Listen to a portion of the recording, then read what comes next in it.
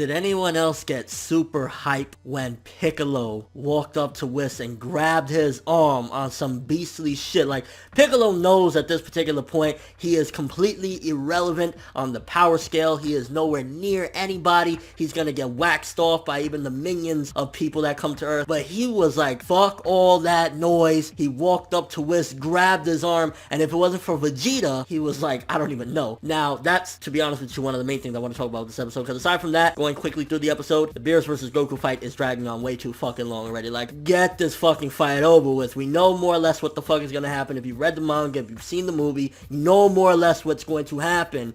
So, just kind of like, as far as this goes, I just feel like it's really been dragged the fuck out. Like, oh, the universe, and then they're pulling the whole classic, this isn't even my final form, my max power, I can go blah blah blah. So it's kind of like, just fucking finish the fights, and I'm so glad. I believe by episode 15 this will be completely done. We can move forward from this because, yeah, this fight is being dragged on. I will say though, the new ending is kind of cool, like the visuals, getting to see a little family time with Vegeta. Like, I like moments like that when it's just like in openings or little skits or something like that. Some of that stuff is fine. And I'm curious if, when Goku absorbed pretty much the power of Super Saiyan God, even though he lost it, it was already absorbed into his body, and as a regular Super Saiyan, he had the same powers as he had as a Super Saiyan God.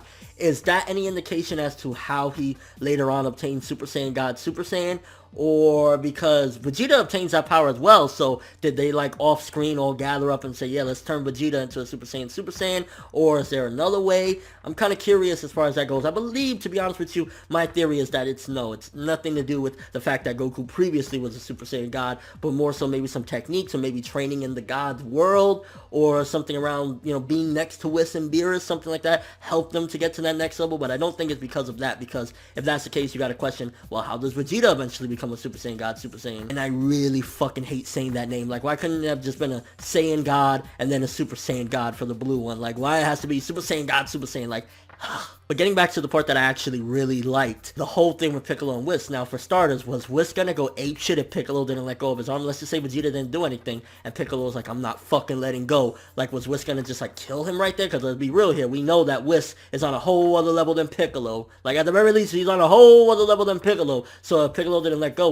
we're gonna see the true side of Whis? Like, was he gonna get apeshit and hurt him? Like, what was gonna go down if he didn't really, like, you know, let go? And the fact that Vegeta stopped that, was it that Vegeta actually stopped it because of what Piccolo said, like, there's no need to panic yet? Or was it that Vegeta was like, yo, we can't fuck with this dude right now, don't do it, Piccolo, please? So was it out of fear that Vegeta blasted as well? So definitely probably one of the most vital parts for me for this episode, because it just really gave a little bit more into the mysterious character of Whis. Like, he's always a clown, he's always a jokester, but there's a serious nature to him, and it kind of questions as well, like, is there a bad side to him? Like, if you piss him off, like, could he be sort of a villain to a certain degree? Because I think to classify Beerus and Whis as villains to a certain degree is off, because I feel as though they're more like really strong antagonists opposed to villains. And I mean, aside from all that, I think one of the people that carried this episode as well, mainly throughout it, was Mr. Satan. I think if it wasn't for Mr. Satan and the comedy bits that we had all throughout the episode, him trying to actually save Videl, which, give a little props to Gohan, he actually manned the fuck up. His balls finally dropped and he went and grabbed his wife, which is what a real man should do. So kudos to him for that.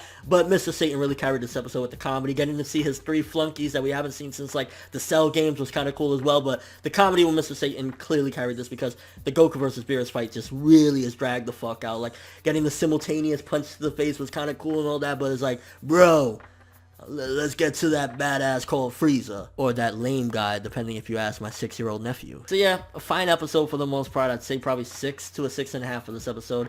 Just really, like, the fight needs to be over, but it was cool for what it was worth yet again. And I mean, just the pacing is really what's kind of dragging things along right now. Let me know what you guys think, though. I think the biggest question right now is, what's up with Whis? Would he have actually hurt Piccolo? Would he have killed Piccolo right there? Is that the other side of Whis that we haven't seen yet? Maybe, like, he'll fuck him up, and did Vegeta actually stop that because it's like, no, we don't need to go crazy just yet? Or was it that guy, there's something off about him, don't do it, Piccolo, like, keep your Namekian ass in your chair, motherfucker. The overall thoughts of the episode. Thank goodness that this fight is ending really soon, because I'm looking forward to it ending. But this will happen for this one. Thanks for watching. Hope you enjoyed. If you liked anything I had to say or enjoyed the video, drop me a like. I'd greatly appreciate it. And if you haven't subscribed, if you could do so as well, that'd be amazing. I'm ForneverWorld, and as always, people, have an awesome day.